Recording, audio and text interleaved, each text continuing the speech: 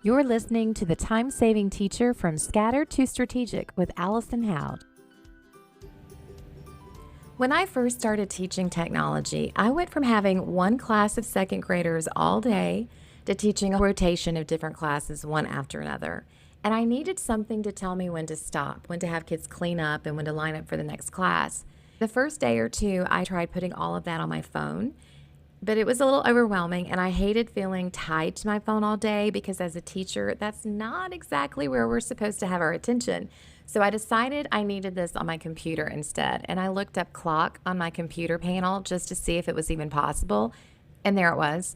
I could set alarms, I could set a 10-minute timer, whatever I needed right there on the screen I was already using all day.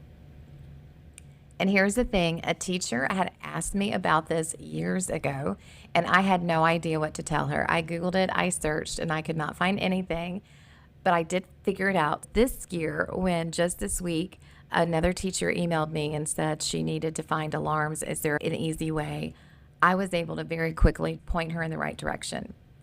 So here's the problem for teachers. It's transitions that eat into instructional time. The main strategy is to set alarms and timers directly on your classroom computer or panel, the same one you teach from every single day using the built-in clock app, and there's no phone required. So all you have to do is go to your taskbar, search for clock, open the clock app. Inside, you're going to see tabs on the left that say focus sessions, timers, alarms, stopwatch, world clock. Click alarms. Click the plus sign at the bottom to add a new alarm. Set your alarms for the times you need, Monday through Friday, and label each one. For me, it's 5th grade cleanup, 1st grade begins class. I have those set all throughout the day. And I repeat as many alarms as I need. For student-facing countdowns, you can click over to timers. These are great for a typing warm-up or if you have a bell ringer, a warm-up for class. There are already some default timers to choose from, or you can add your own. And once you're in that timer section, in the top right corner of a running timer, there is an option to keep it on top so it stays visible over whatever else is on your screen. And this is really useful if you're displaying your screen for students to see.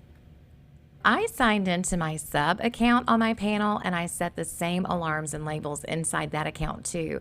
When a sub logs in to cover my class, the alarms are already there. They're already labeled. They're ready to go. No explaining needed. No sub is scrambling to figure out my routine.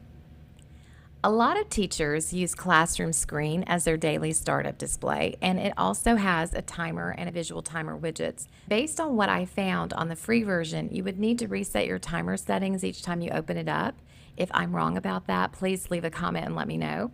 On a paid basic or a pro account, you can save your screen setup, including your timer settings and sound choice, so it's there waiting for you and for a sub the next time you open that saved screen.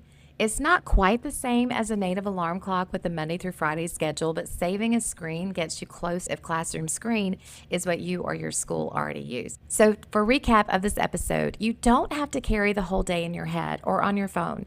Build your timers into the same computer or display you already teach from. Set them up in the sub account too, or save your screen if you're on Classroom Screen.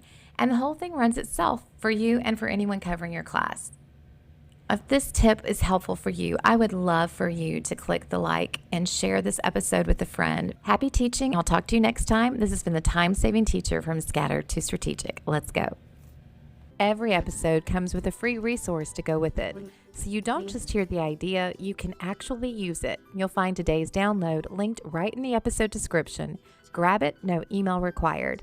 And if this episode helped, the best thing you can do is hit subscribe so you don't miss next Tuesday.